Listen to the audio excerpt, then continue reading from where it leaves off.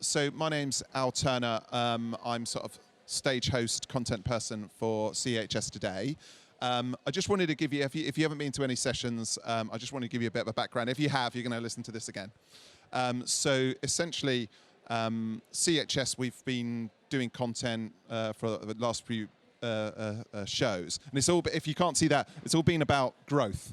It's all been about personal and professional growth, because I guess with post-pandemic and everything that's been happening in the industry, a lot of people kind of came out of that and just wanted to progress their careers and move forward in that sort of way. But last year we did get some feedback on the educational content, which was basically, that's all very well, but you haven't actually helped us organise events, and it was really good feedback. And so we wanted to make sure that you all know that we listen as well. So there is a lot of compassion in our sessions today, but hopefully a lot more practicality as well. You might have missed some of the early sessions. You might miss some of these sessions to come. Don't worry. What we've asked is for everyone to sort of pull together their top tips for the sessions that they're all presenting. And what we're going to do is we're going to load them all onto a PDF, and we're going to send that to you afterwards. And we hope, if we do our job reasonably well, you could kind of start at the beginning and go all the way through the end and at least take out 10, 15 tips in terms of running events. I also want you to know is that we know that most of you can run events, right? This isn't sort of like a, baby steps sort of process, but it's just acknowledging that sometimes it's nice to hear that you're doing things right, or it's nice to hear one good idea as well. So that's my preamble to go. I'm really glad to see so many people. So this is obviously a subject that people are really, really interested in. And so we wanted to take it seriously and get the right sort of speaker to kind of bring this into you. Felicia, we've known for a long time from CVent. I'll let her introduce herself. But listen to her, what she's got to say. It's really, really interesting. It comes from a really, really credible source. We've got 30 minutes, but we'll build in some Q&As at the end, and Felicia will be sticking around beforehand. We are, of course, a love show. We're very, very positive. So in the interest of that, can we give her a really big round of applause as she enters? Thank you so much. Wearing my headset just like you so I can hear myself talk because I love it so much. No, I don't. Okay, can I get my slides up, please? They're going to come any minute now. So obviously this is what we're talking about. It's by me, Felicia, human. Next slide, please. Just so we can get my bio. It's me. I wasn't given a clicker. If I was a robot, I would have known that. Okay, so I'm the marketing director at CVent for Europe. For those of you who don't know, CVent sell event technology. That's everything from registration, badging, building websites, delegate management, hotel finding, venue hosting, all sorts of things, right down to the reporting at the other side of it. I normally don't explain that in so much detail, and that wasn't that much, but a lot of people still tell me, I thought you just did this, and I thought you just did that. We do so many things that I'm not going to go into that and bore you today. But if you do go to our website, you'll find all the products we do. I've been there for about 5 years. I attend lots of events. I run lots of events. I speak at lots of events. So I'm just an event head now. I manage the direction of Europe marketing. Woohoo me. But I am a tech lover, and I'm a bit of a geek. I've been in tech since I came out of university, and I've never looked back. So now you know a bit about me, I want to know a bit about you. We're going to do a bit of hands up and then a little bit of chatting where I'll need someone to run around with a microphone. So we'll start hands up. So you're all using ChatGPT, right? Yeah, nods. I don't want to ask who's not, but we're on the same playing field here. Okay, that sounds basic, right? Okay, a few nods, hopefully. You all have event technology of some kind, right? Nods. Less nods than the ChatGPT. Now, by event technology, you'd be like, what do you mean? I don't mean Marketo. I don't mean Salesforce, Oracle, Eloqua. Those are marketing tools only. Event technology specifically for events. So I did notice there are a few less nods, but we're still there. Your project management is digitized, right? Not Excel. Less nods. See, this is designed to be like, oh, I don't know. So a lot of people still using Excel, but there are so many tools out there. You've got Trello, you've got Wrike, you've got Monday.com. There's so many things you could decide to use to digitize your project management. You should be doing that. Okay, hotels. I don't know if there's any hotels in the room, but if you work with any hotels or you're in the room, are you using automation to start responding to your RFPs? Nope. That should be a thing. Okay, let's take a moment to share. What are you using? Does anyone want to say what they're using? Some main tool, AI tools, tech tools that they're using right now. We can do maybe 4 or 5 quick hitters. No one wants to share. Do you know, I think tech scares people. Here we go, we've got somebody here. It's okay. We use Gecko. Gecko, very good. What does it do in a one-liner? What do you use it for? All of our event registration on the day, follow up. Perfect. Got some event reg. Okay. Anything else? Any tools? Tech, AI? Oh, one more. Let's go one more at the back.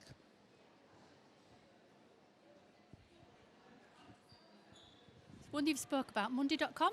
Perfect. And I use it for a bit of project management and keeping my eye on, where my facilities manager's doing with all his jobs, etc. Love that. Monday.com is amazing. I advocate for it. It means you can share your board with other people, have other creators on there. It's really, really great. Okay, good.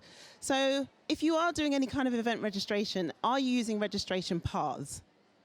That means that some people get red things, lanyards, some people get green, some people get yellow, some people get blue. Different reg paths for different people. Are we all doing that? Not so many still. Okay. Have you automated your dynamic content based on your registration paths?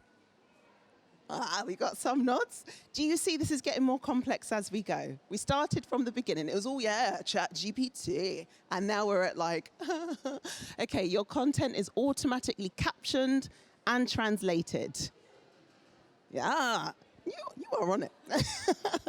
Okay, it's getting a bit brighter here. Bad colors. You are using the AI tools in your existing tech. So if you're using Monday.com, are you using the AI features and functionality within Monday.com, do you think? Probably not. Probably not. That's something you should definitely consider doing. You'll see that the further we go. Can any one person name one of the subfields of AI rather than just calling it AI? I love this. This is like, I'm like a guru. Okay, are you a digital champion and you're just attending this session to try and catch me out? Any one of you? No? Perfect. Then we can carry on. Right, so most of you said you're using ChatGPT. You're not alone. That's okay. If you're just starting at Go, that's still fine. Just make sure you're using it for everything you possibly can get out of it and not just like, can you write me my shopping list or can you write me this session title? Because that's fine, but we can go a ways from there. So 14.6 billion people last year were using ChatGPT, and I'm sure it's gone up, like this is people just logging in, going in again. There's character AI on here, Coolbot. There's all these different tools. Last year it said, if 2023 was the year of doing big, impressive, generalized AI chatbots, then 2024 will be the narrow, specialized, I need my AI to do this thing. So I think we've got some catching up to do if we're still doing ChatGPT.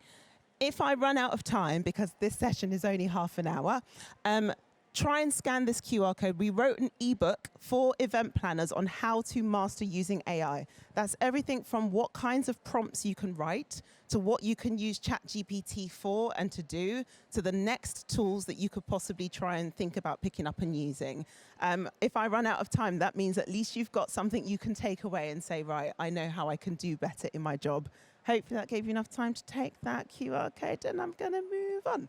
So within your existing tech, I mentioned Monday.com. At Cvent, we wrote the chat functionality that you're all using into our own tool. So that means when you're at that point when you're just about to, write the session descriptions or video descriptions, I wrote something the other day into this tool that said, this session description's awesome and it's kind of about this thing, make it better.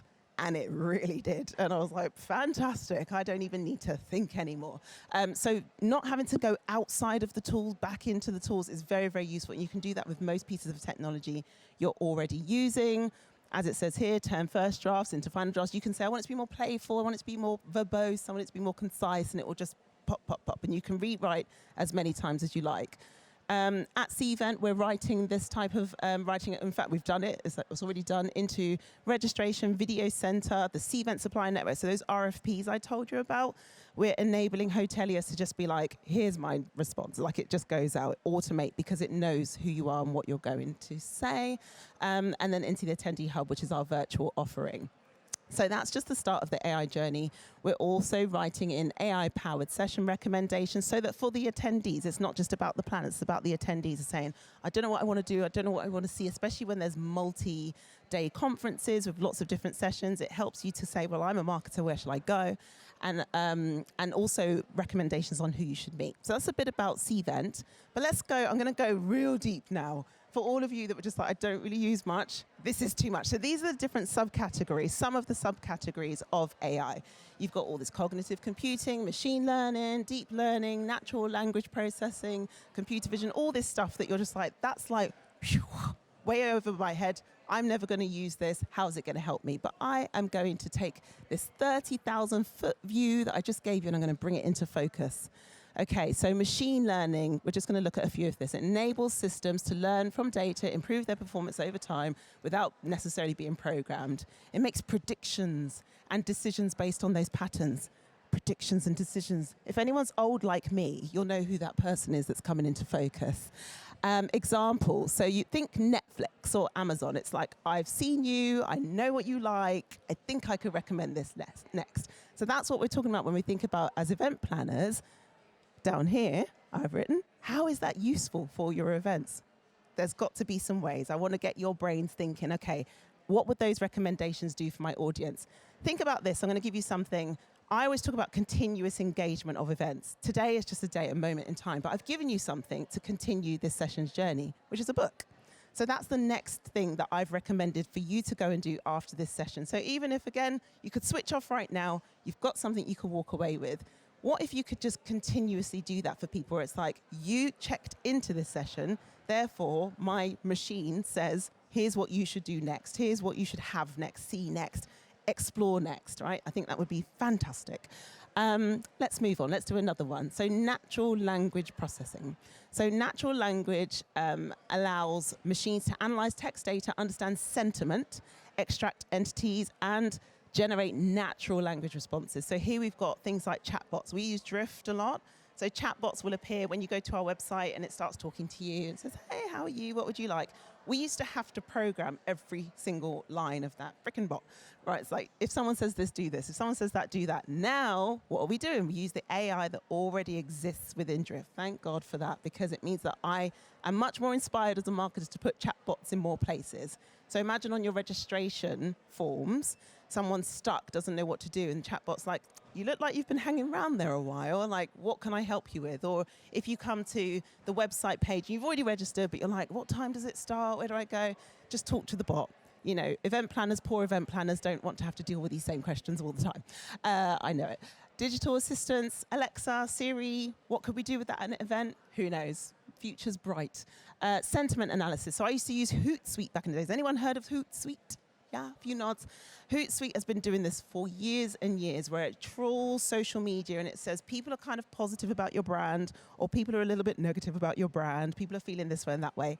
Again, I'm wondering if something was like watching you, and you'll see that on the next slide, and kind of catching the nods and the sentiments of this session, and then could feed back to me, I'd be able to make better sessions going forward, probably, because I'd be like, okay, I got them here, I lost them a bit here, but this kind of sentiment analysis is starting to make its way into events. And then language translation tools. Again, we use DeepL at work for translating into mostly German, because that's the next biggest market that I really look after.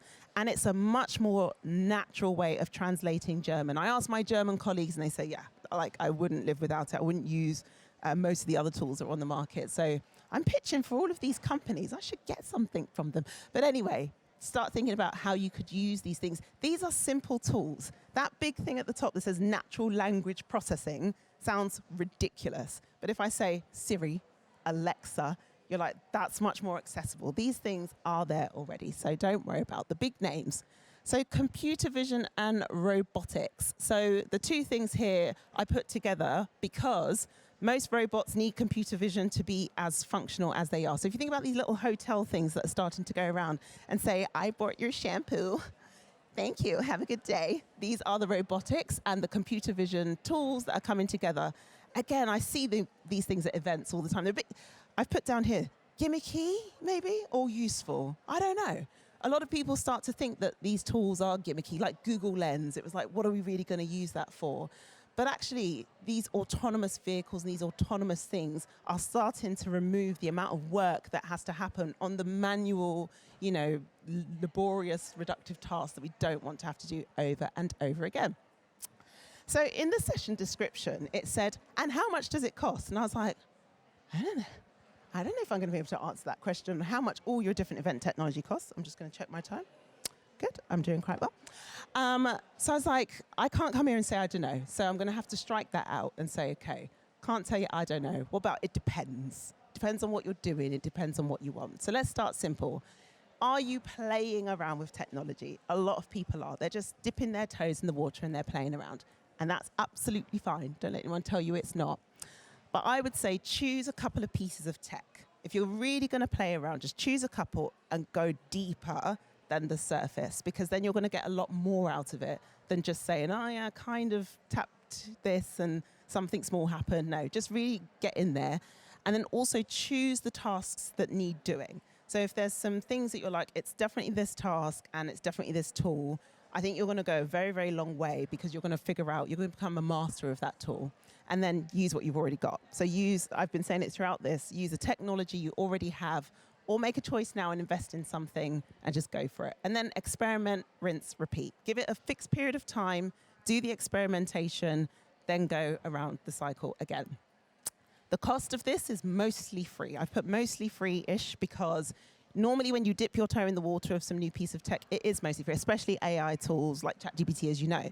But ChatGPT has a paid-for version which businesses can use that are starting to become very conscious about data protection, having your own instance of a tool so that you're not just sharing it out there on the internet for every person to see. So it starts to cost money. But I say free-ish because it's normally a low amount of investment. It's like I'll pay, £9 or something like that, and it's okay. It's not too much money.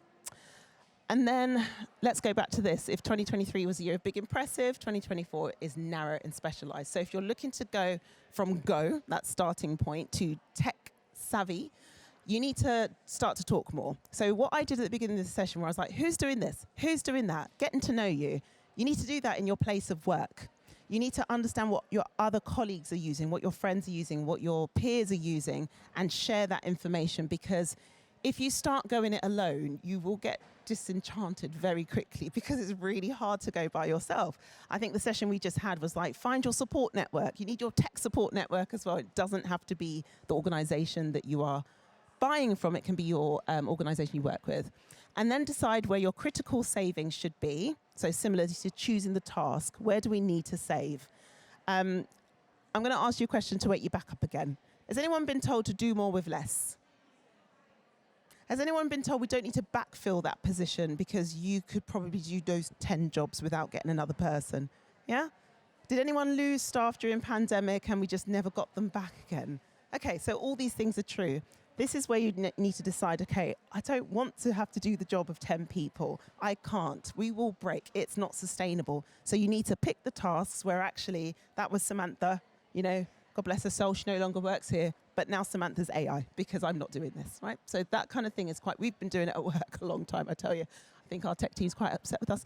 Okay, then ensure you complete step 1 together with measured outcomes. So it's not like, right, you're all using different tools, which does happen, probably happening right now in your workplaces. Pick one, go together, and then measure it. How is it working? Did it save us time? How much time did it save us? What did we produce with it? All of that kind of stuff. And then make the full-on investment. So you go from the £9 to maybe a few £100 or maybe even £1,000 a year. Okay. Oh no. Why have I got an animation? Oh, there we go. I didn't need the animation. So this is something we did probably a year to 18 months ago, where there was a spreadsheet, forbid, and we just would populate it over time. Luckily, we did use Box, so at least it was somewhere shared. But people were just going in there and saying, I do this, I do this, I just did this, I just did that, and that's how we shared our information with each other to figure out what was the frequency of what people were doing. And was it more content creation and optimization, or was it more process improvements? And over time, we wanted to get to more process improvements than content creation, because that's the natural way to go. But it was good to see what people were generally doing together. So that's where we started to say, okay, if we're all doing these things, we can put AI in the middle of our technology and we can make a good investment.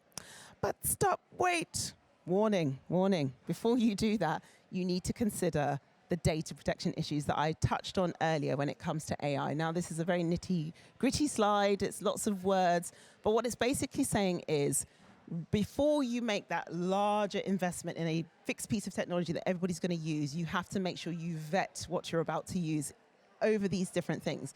Things like, here we go, what have I got here? I've got, large storage and large data raise concerns about misuse of that data. So if you're then saying, okay, I'm going to plug in all of my coding into this AI so that AI can code better, now you've just shared all your coding with the whole world. It's no longer your proprietary data. That's the kind of stuff that your company's going to want to figure out what are the protection rules. I'm going to move on to the question mark where it talks about the black box. So the people that have created AI, can you believe this? I'll share something with you. The people that have created AI don't always understand how it works. Isn't that weird? So I've made a thing, and then I don't really understand how the thing has decided the answer. That's kind of problematic because you can't go in and scrutinize and assess why it's spitting out those answers and then make changes to fix it. So that's where you do start to get the biases. I don't know if you've heard about this. There is AI bias. I often ask AI to show me a picture of a woman. It will show me a picture typically of a white woman. If I ask for a picture of a black woman, do you know how angry that woman looks? Like, it's quite sinister. So typically I've got to then change my prompt, smiling, she's all right, she's good to talk to. But there are biases just written into AI. And it's hard to unpick that if you don't know why the AI is coming out with those. It's a whole thing. But you just want to vet your systems and make sure it's got, there's something called neutral language, which is, move on from natural language. Neutral language is less bias written in, and coders are writing the AI now with a neutral bias, which is a nice thing to do. Okay, so once you've done that, this is my last bit of very deep chit-chat. So how much does it cost? Back to that question. If you've done all the things I talked about, you should be starting to look at your processes. I've given you an example here. So it's like, okay, if I did the process as is, it takes so and so many minutes. If I was to use this tool, I think it's going to take me this many minutes. So therefore, I'm looking at how many people are doing this process, how many minutes is it saving us. So you're looking at what is my real process efficiency here. Once you've got that, you can move on and say, okay, if we did that process that many times a year over this many team members, and we were to times that all together, then we could look at how much we'd save over the year. And if everyone's being paid £25 an hour, I'm just making this up, I don't know, then the cost impact of saving that much time over the year, you can quantify. So much better than dabbling and just kind of like, oh, we're just doing it. And then finally, the cost. Then you look at, okay, well, the resources to implement this thing, because it still takes time. It's still going to take these people hours to say, okay, we need to learn. A lot of people are scared by being trained. We don't have time to learn a new thing.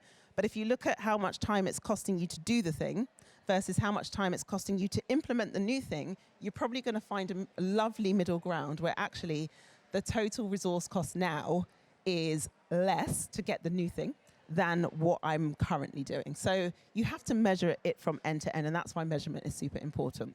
So I'm going to give you my final real-life example, and then we'll turn to some questions. This was on Slack internally. I shouldn't be giving so many company secrets away. So I stole a chat, and I was like, oh, that's a cool chat. So somebody said, does someone on your team have access to Descript? So we use Descript at work. It's a tool where you can edit videos, and it can transcribe for you. We know it now, but this was probably, like I say, probably about 12 months ago. Someone said, does someone have access to Descript? I recommend using that tool for you to do your transcriptions. And then someone from the technology group said, yeah, I can help you with that. And then someone else said, well, you know that Otter AI performs this as well, but it sounds like Descript might have been a better adoption because we adopted the technology internally. And then the marketing technology manager said, listen, Otter AI is not approved at this time because the marketing technology person has done the work that I talked to you about of like, that's not what we've sanctioned. That's not what this business has approved. We've got Descript. So I was like, that's good. That got shut down. And then the outcome, the person wrote back, said, okay, Descript literally transcribed the sessions in 2 minutes. I'm so glad I did not do that manually. Thank you, person one. And thank you, MarTech manager, for the demo that we went through. So that was a really good example. And I think because we were all sharing and we could all see it, I was like, oh, what's Descript? I might start using it. And now I love it. I say to Descript, now that you've transcribed the session, write a blog. And it does. Now that you've done that, write a social media post. And it does. It is fantastic. Again, where's my money? Okay, so Cvent has made this investment. We have our own little chat playground that we use internally. We don't necessarily have to use ChatGPT, although I'm sure some people are still doing it on the slide, because I know I do. And then we've got lots of training. So on our wiki, there's do's and don'ts, how you use this tool, what you can get out of it. Then we do a lot of training at Cvent. So in our internal systems, they're like, hey, you're now enrolled onto ChatGPT course number 1. So you over train, but you don't have to do it one by one. You can just do one video and then send it out. So that's pretty much it. At the end of this presentation, I've got like 4 pages of tools. And if this organization would like to send my presentation out, I'm more than happy with that. But it's just page after page of tools that you could go and have a look at, see if that's something you want to use. I think we did it in the ebook as well, where we tried to give you some tools, but just explore. You've got to get out of ChatGPT and go further than that. That would be the thing that I'm going to leave you with. One thing I forgot to say, you know, you're probably using ChatGPT, it is in the book, you're probably using ChatGPT mostly for just sort of writing tasks. You should probably think about using it for things like session scheduling and planning and like your process planning. And even Trello does that. If you're in Trello or you're in Monday.com, it can write you actual, okay, Jane should probably do that first, and then, you know, Bob comes in, and then Richard can do that bit, because it actually helps you to figure out if these are the roles of the people, what should they do, when, how, why. So you can get yourself well out of just writing content and into fixing your processes as well. And on that note, I've left about 5 minutes for you to talk to me, half human, half AI. Do you have any questions? What are you thinking? Hello, thank you. That was great. So I run a lot of technical events, so I have to write a lot of technical content. So shameful, I use ChatGPT because I have no idea on some of these topics that I'm supposed to be. So I use that, but then some people in my team go, oh, I can spot ChatGPT from a mile away. So then it makes me feel really guilty, but it's helped me so much and saved so much time. But how can I kind of convey that to them? So there is another tool. I want to know if it's not Hugging Face, it's one of the other ones. I'll tell you at the end. But it can vet the writing that you already got out of the first tool and naturalize the language, so that maybe that could improve it. But I would say the most important thing, I'm all about processes and efficiencies. If you look at how many people are reading the technical content you're writing, and you're like, it's a significant volume of people and it's worth the investment in going and putting it into the next tool, then you might have to consider doing that. But if it's just people's opinions and the content that you're writing is doing its job and it doesn't necessarily need improvement, especially from your perspective, because lady before said it's all about what you think at the end of the day, then you can look at the sort of opportunity cost of like, is it worth it? Is it worth making it sound natural, or is it just a tech document and we don't need that? So I think, you know, make the decision. Lovely, thank you. No worries. Any others? Any more for any more? Have you come out experts? Are you feeling deer in headlights still? Oh. Okay, read the book. The book will help you. It takes you really, really, really gently.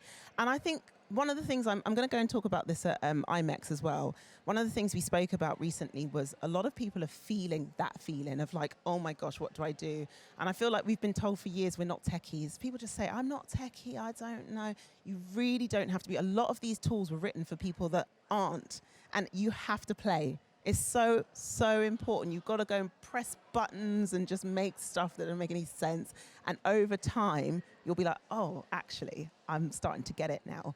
It's like your iPhone, you know, box, no manual, right? You can do it. You can get going. It's all right. Any more questions? No? Oh, don't be nervous. I feel for you. Oh, there's one here. Here we go. Microphone.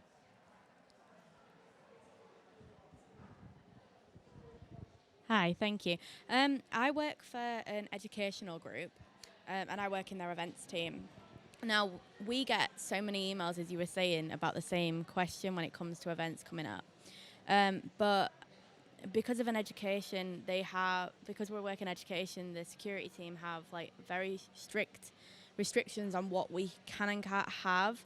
Is there any times where, I mean, I've attended quite a few different seminars with C-Vent, but is there anything that you can suggest that maybe an educational provider, it might be a little bit more friendly for them to use, because obviously they are prone to be hacked quite a lot, so our security is really, really strong. So it's just, what do you know, anything that's maybe more adaptable to that we can use? It's a really hard thing. The thing is, even in C-Vent, like I said, we've got our MarTech officer. She vets stuff down to a T. And often we're told, no, you can't have that. No, you can't have that. So we have that fight as well. I think one of the things that, we try to do is and I don't know if you're using us or not, but when people are using C-Vent, we then will become the partner to sort of partner with the other piece of tech, so that it makes your life easier, because you're already with us, and then we're just going to add this on, and then you just pay. Do you see what I mean? And we heavily vet. So we would sort of say to people, like we use Wordly, for example, to do translations. They are a partner. So I think maybe trying to go through a very well-known, established, trusted partner to then get the other little bit that you want might be a way in. The other thing is to get the company to write your business case for you. Right. So, like as an event planner, you write business cases for people to travel. You could potentially ask the company to say, look, I write my business case. The business case needs to be about security, it needs to be about, how safe this is. You do it, so I can pitch you internally and sell your business. Okay. Thank you. That's all right. I hope that helps. All right, I think we've only got 1 minute left. If there are no more, I really do have to say, please get some confidence. Go out there, trial and test. Next time I see you all, because I will probably see you at different events, I'm going to be like, right, what have we done? And I want you to just go out with some confidence, because that's what I think you need to get going. All right, thank you. And while I have you, just a couple of notes. First of all, a big thank you to our friends at Lighthouse Events for sponsoring all the AV. Otherwise, you would not be able to hear much, and it would be a very quiet session, and that's really important too. Also, you're going to have some lunch now, but do come back after lunch, because we've got a session on sustainability, and there's another session on marketing, which is always very important, and also accessibility. So some really important subjects as well. In the meantime, thank you so much, Felicia, for your enlightenment, and have a lovely lunch and the rest of the show. Have a good one.